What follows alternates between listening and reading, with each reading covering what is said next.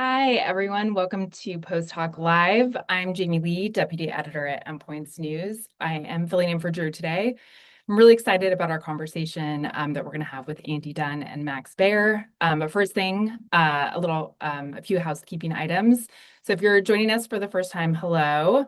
Post Talk Live is our show that brings you the latest reporting, analysis, and debate that usually happens behind the scenes in our newsroom. So if you're joining us on YouTube and you're not already following us, go ahead and hit that subscribe button to get alerts about for future live streams. And you can also sign up for our Post Talk newsletter on the website. So we're here today on day 3 of the annual Bio Convention. Our reporters have been on the ground in Boston all week. They've been catching sessions, talking to sources, and generally checking in on the mood of the biotech industry. So I'm here with senior reporter Max Baer and senior biotech correspondent Andy Dunn. We're going to chat about everything from the new biochair to what people are saying about China's biotech scene. And so we're going to hear about it all. So for those of you who are joining us on YouTube today, you can use the live chat to join the conversations and send over some questions. And if you're tuning in late, recordings will also be on YouTube. So Max, Andy, let's go ahead and get started. First of all, where are you? I'm assuming you're at the Bio Convention Center right now. I am in like a tucked away little corner here. As you can see, some light pouring in. I'm like across the street from some food areas, this like sort of open grassy knoll. And there are other people having similar conversations right around me. So if it's a little noisy to folks, I'm sorry. I got my headphones in, but we are out in the open here on the second floor. Okay, great. What about you, Yeah, Andy? I'm also posted up here in the convention center in Seaport. It's one of those convention centers where it's hard to know if I'm like a tenth of a mile or an entire mile away from Max. We're on the same floor. I have no idea where we actually are. So, yeah, we're in the thick of it. Okay, great. So let's talk about everyone's favorite biotech subject this year, China. So every time I've checked in with one of the reporters at Bio, they're talking about China coming up over and over. What are you hearing? Like Max, what's the sentiment around the Chinese biotech scene?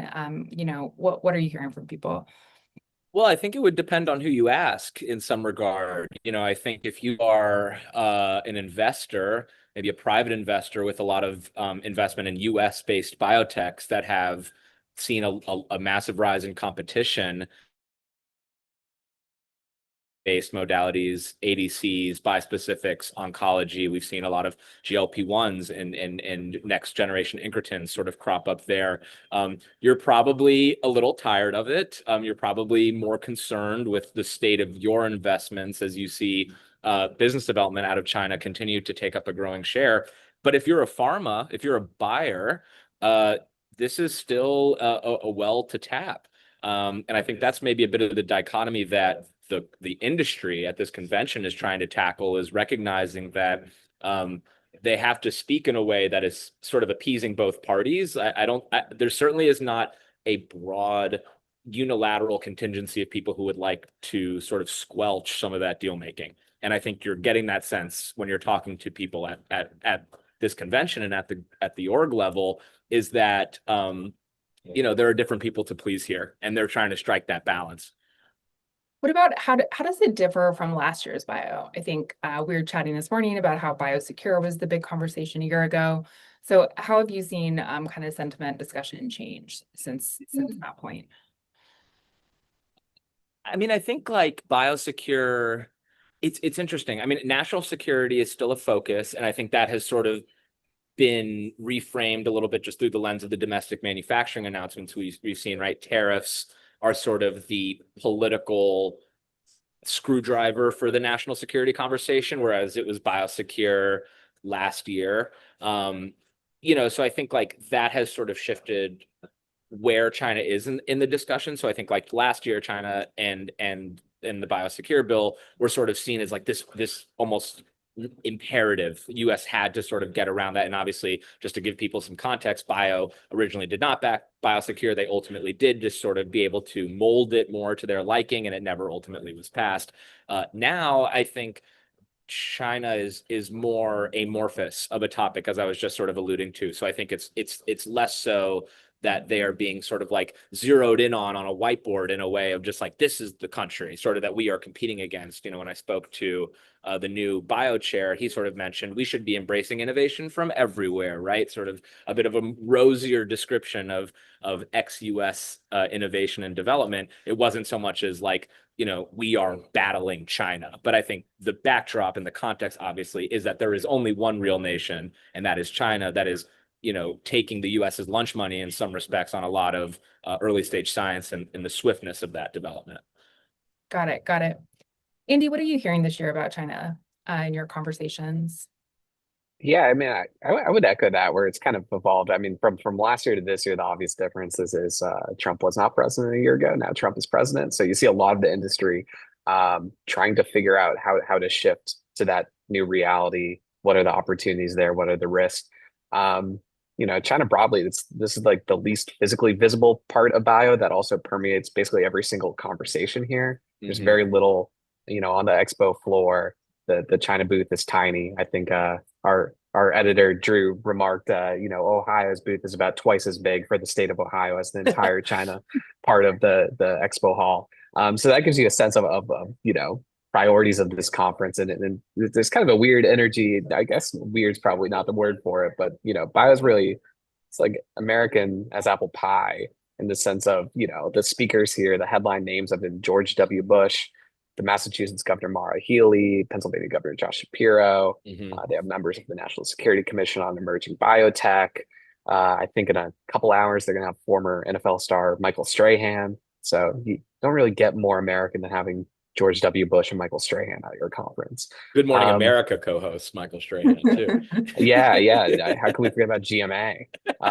You know, so that's kind of the vibe as far as on stage, and then off stage, all the conversations are around, you know, many of them are around China as far as pharma companies are licensing more molecules than ever that are derived from China.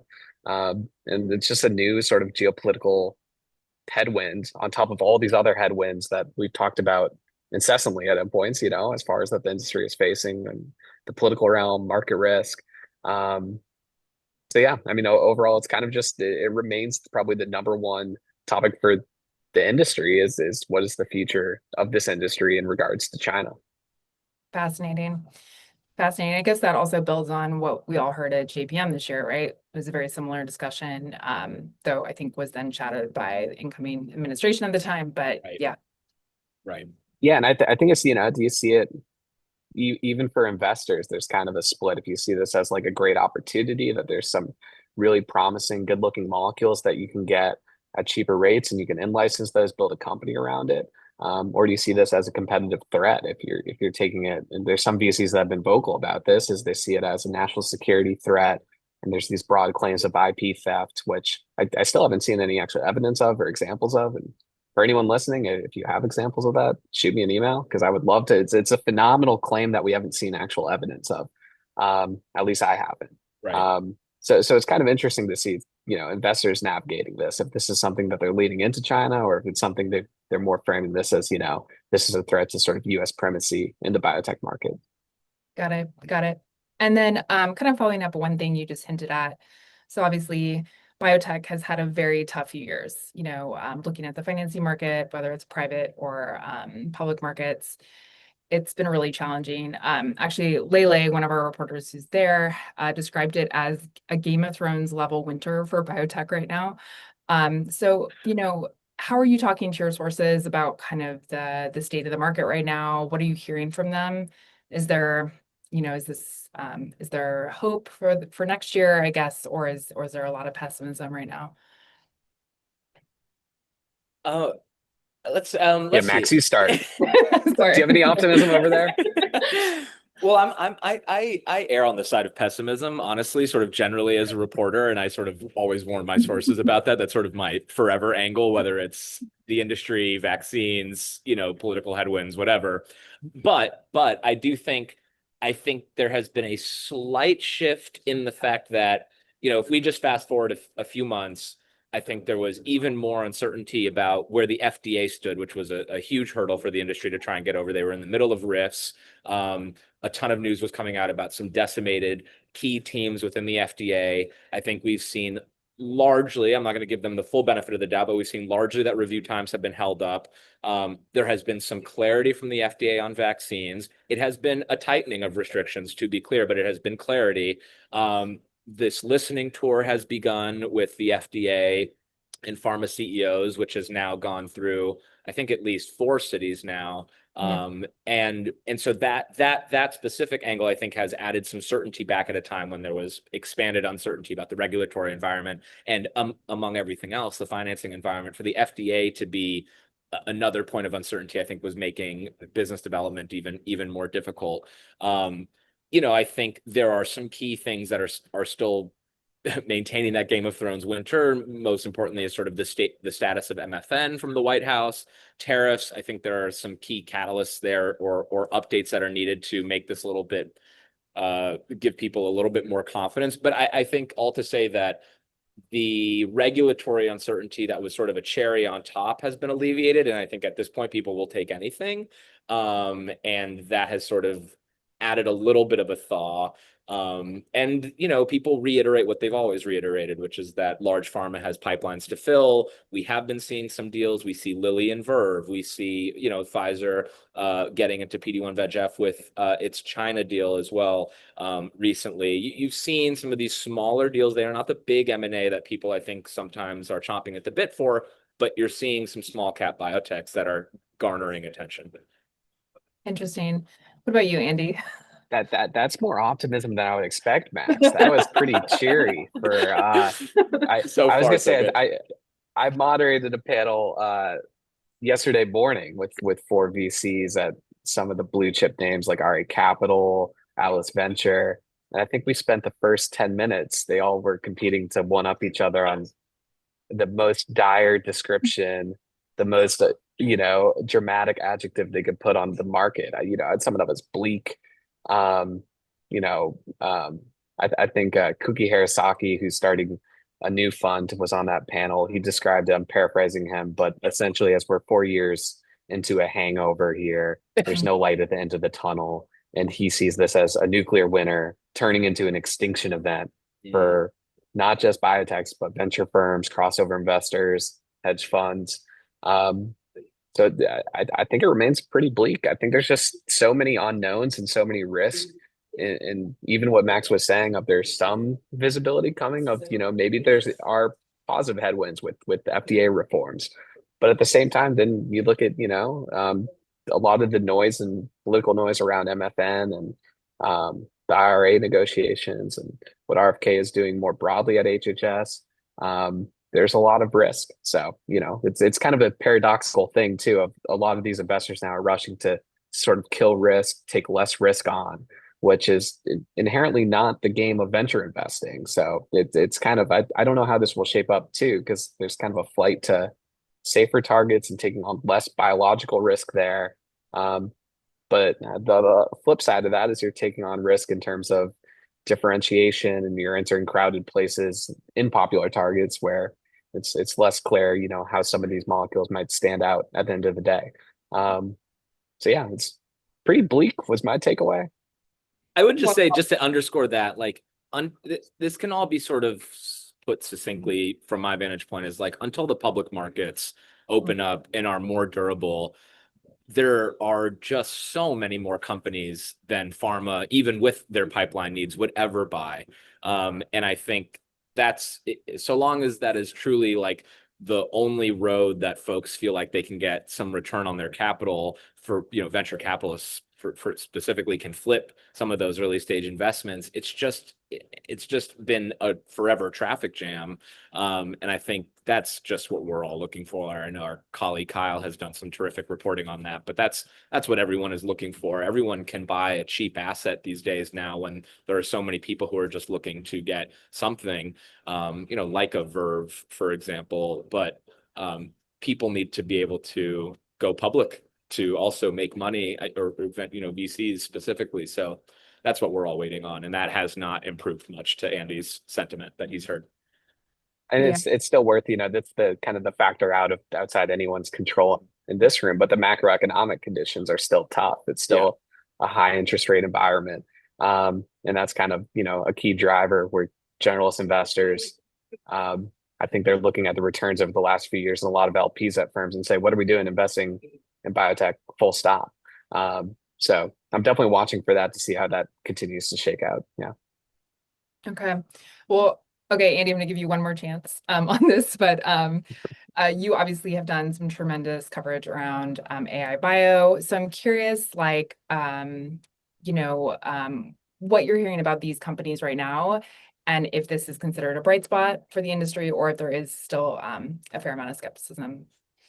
Yeah, that's probably where if I'm gonna find a nugget of optimism here, it's the idea that AI focused buyouts are somewhat defying gravity in terms of these broader market conditions. I mean, I think you see it with the news of Isomorphic Labs, the Google DeepMind spin out. They just announced they're opening an office here in Cambridge, Massachusetts. They hired their first chief medical officer from Relay Therapeutics this week. I think the stunning number for me was that they're over 230 employees now. And this is a company that started in 2021. So they've gone from 0 to 230 plus employees and they're still hiring aggressively. Zera Therapeutics is another name where, they released some of their first research, their first ever preprint as a company, kind of a baby step on this map to something that looks like a virtual cell model. But it's just interesting to see that some of the work that they're doing that also has not much to do with the molecular optimization or protein design work out of David Baker's lab that has become so famous. So those are like, kind of bright spots of some of these newer companies. I'd say at the same time, there is some trepidation when I talk to sources that, I mean, how does this story play out in terms of still the lessons learned from the earlier generation of AI focused biotech companies where I'm going to steal from Derek Lowe here, but he likes the metaphor of, the clinic remains a buzzsaw where, what 85, 90% of programs fail in the clinic. So if you're able to go faster and cheaper into the clinic, that's great. But if you're not increasing the probability of success of what's going in, that remains tough. So at the same time, we've seen layoffs very recently in significant numbers at places where like Recursion and Citro, Schrodinger, Relay, Icon Therapeutics. So parts of this are not defying gravity. That's just the reality of the market today. But it remains an area where, I mean, so many sessions here are focused around understanding, sort of these new computational methods and what might they improve in the industry. Got it. Got it. All right, I'm going to totally switch topics here and jump over to something else. Max, you published a fantastic interview earlier today with the incoming bio chair. I'm kind of curious, what you thought about chatting with him, his view on the industry, and if there's anything that really stood out to you in that conversation. There was a level of candor I appreciated that I think I've gotten from bio in a couple of interviews. I spoke with the CEO, John Crowley, a couple of months ago.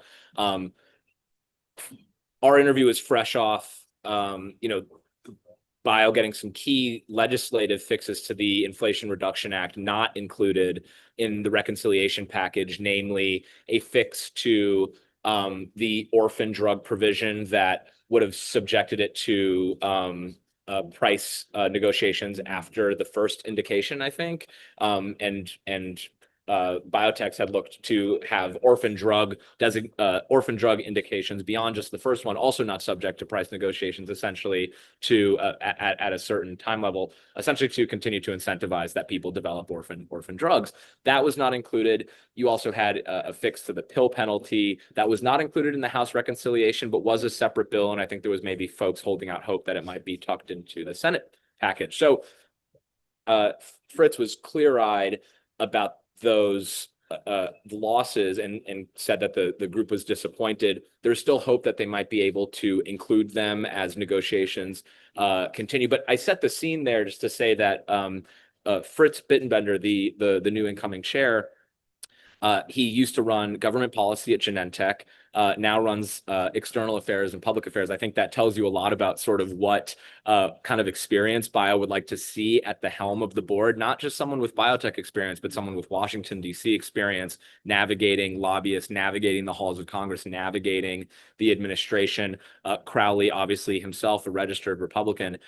They are trying to come at this from a number of different fronts to try and make inroads at a time when the administration, on one hand, through the FDA, wants to have more dialogue. On the other other hand, wants to, and we put this sort of in the story, wants to villainize biotech in large pharma for drug prices and for tariffs and for what it finds as sort of elements of the industry that are, hurting Americans economically.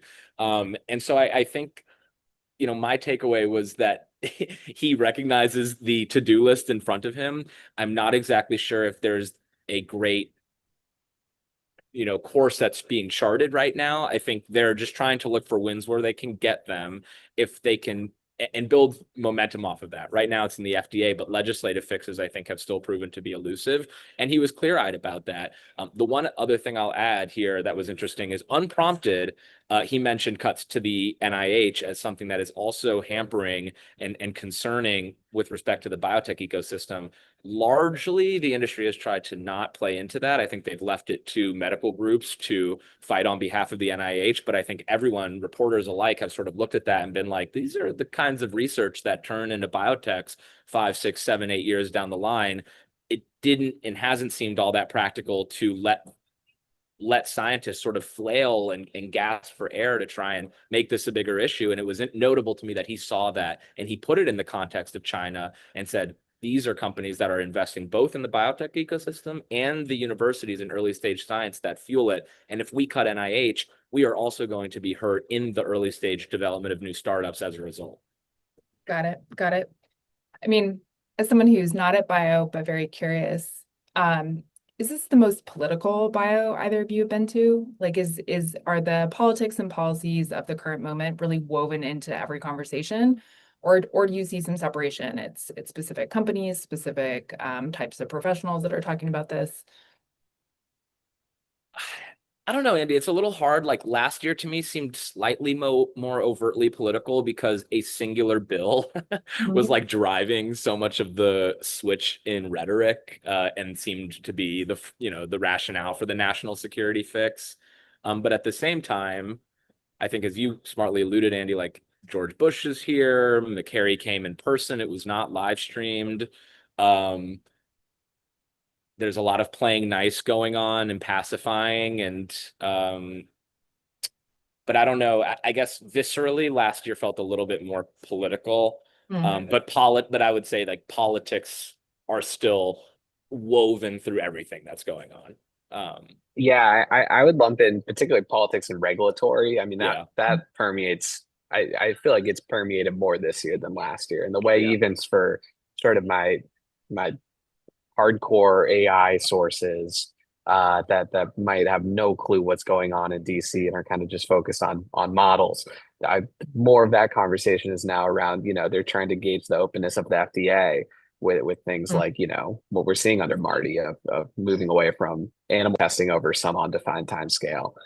What is the role of computational models and something like that? How much could AI models and predictive models accelerate clinical development? So stuff like that is, that's kind of the regulatory realm coming into the, hardcore science areas as well. So yeah, it definitely feels like it's permeated every conversation I've had here. The mood is definitely different based off what product you're developing too. Obviously, if you are a vaccine maker, you're having not a terrific time. If you are, working in rare disease or cell therapy or gene therapy even, and you have gotten at this point a few weeks worth of encouragement from the FDA that they want sort of novel products like that, they want to expedite them. You see the kind of voucher program that was released yesterday. I think you're feeling a little bit better about a hastened process with the FDA and robust dialogue. So that also, I think, is driving some of the political and regulatory dialogue that Andy mentioned. Is just like, it depends on who you are. It certainly is not the same for everybody right now.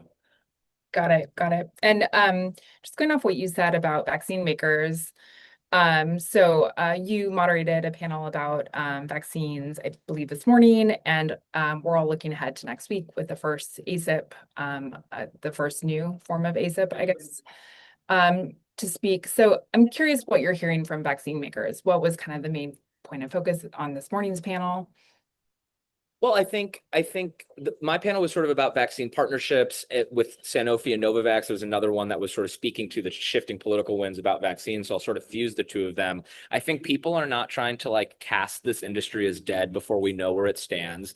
I think CBER Chief Prasad and McCary's framework obviously is, like I mentioned, a tightening. It is not ideal. And I think people still rightfully refer to some of, Vinay's past comments, for example, but it is at least a path forward. And we have seen now a number of mRNA approvals, an expansion of Moderna's label, their next gen COVID vaccine. So there is now evidence and decision-making that can at least allow people to exhale a little bit, that we are not going to be, we are still approving vaccines.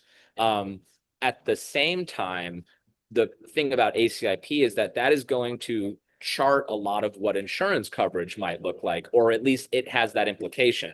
The decisions that ACIP makes, the recommendations and the populations they recommend vaccines for have to be covered by insurance.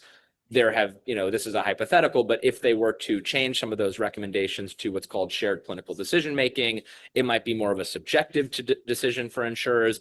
That's all to say that if the market in the US shrinks for vaccines, or less people are getting vaccines because they're now costing $200 and they're not free, that's going to seriously raise some alarms about the viability of the marketplace here. Because when you ask anybody, can you supplement the US market with another market, be it a developing nation, Africa, South America, or even Europe? No, unequivocally no. The US is where people make money on vaccines. They're obviously where they make money for drugs generally, but vaccines especially, because of the payer market. So I think that is sort of the other shoe to drop. FDA has reassured folks, CDC and insurance coverage, TBD. We'll know a lot more by this respiratory season. Got it. Got it. And ACIP is next week. I think it starts Tuesday. Is that correct? Starts Wednesday, I believe. June 25th. Yes. Got it. Got it. Oh, and I'm curious, did Fritz mention anything at all about vaccines? We really did not hit on vaccines that much. I think it was one of those things where it was sort of like, as a reporter, I think I could kind of guess what his answer might have been. And I don't know. The reality is, I guess, sort of my sources a little bit closer maybe to sort of that market, I sort of can ask a bit more specific questions too. It didn't come up. Got it. Got it. Well, we are getting very close to time here. So just want to ask you both if there's anything else worth noting here for our readers. Any other trends or themes that came up during this year's very interesting bio session? I would just leave on one non-scientific qualitative observation, which are my favorite types, which is just making the very Boston walk from Back Bay to Seaport, from my hotel to the convention center each day. I've passed, you see this massive Eli Lilly building sort of overhanging the harbor, where the genetic center is. And it just kind of is a physical reminder to me. And then also the news of Lilly buying Verve is probably the only noticeable news flow out of the conference, or time to the conference. Is that, I mean, this is Eli Lilly's industry. Their market cap, they're worth 5 Pfizers. I think it's hard. I forget that sometimes, as far as you kind of see them all as one big monolith, the top 20 pharmas. But Eli Lilly is kind of in its own league still, which will be interesting to see what they do. So, they certainly have a big presence here as well. So, I imagine there are a lot of deal talks also ongoing involving Lilly. Yeah, absolutely. Anything on your end, Max? Yeah, I want to sort of end it where we started, maybe with thinking about sort of the US as a competitive force in this industry. And I'll sort of also bring up an anecdote, which was Tim Oppler was on a panel that I was on about biotech underdogs. And we veered into sort of how China up until recently was regionally an underdog in its biotech market. And he made this very salient point just about work ethic. And I'm not sort of trying to make this as like what other people should do as someone who very much values work-life balance. But he made this incredible point about how when he was touring some Chinese companies, someone had a bed in their office and he asked, "Oh, so you take naps in your office?" And the executive said, "No, I sleep here." And he also sort of made a mention of how much cheaper Chinese executives are paid, versus maybe a CFO at a biotech. I will say all that to bring in Fritz, who said, we need to set up the environment for biotechs to succeed, and then we need to work like hell to be competitive. And so I sort of will leave with a parting note, which is that if folks think that we are one bit of regulation or policy away from competing with China, which has now gained a lot of steam, I think they would be sorely mistaken. And so I think it's more of a broader conversation about how do we out hustle and how out compete, not me and as in we, but like the industry as a whole. And I thought that was a salient point, or points to be made about, why the US has sort of given up ground here. Got it. Well, that is unfortunately all the time we have today. Such a fun discussion. Thank you both for taking time to join us and give our readers a better understanding of what's going on in Boston this week. So for our audience, we're going to have more coverage from Bio later this week. Make sure you're signed up for our newsletters to see the latest. And you can also find a recording of this conversation on YouTube, and the audio will be on Spotify. And another reminder, if you've already signed up for our post hoc newsletter, you'll get notifications when we have a new broadcast like this one coming up. And if you're not signed up, head over to endpoints.news, our new URL. And in the top right-hand corner, hit the reader profile link and your preferences, and then click Activate Post Hoc. You can also follow us on X, LinkedIn, YouTube, Spotify, Apple Podcasts, and Blue Sky by searching Endpoints News. And finally, a huge thank you to our producer, Nicole Wetzman, and our engineer, Dalen Turk. We will see you all the next time news breaks. And thank you both. Enjoy the rest of Bio. Thanks all.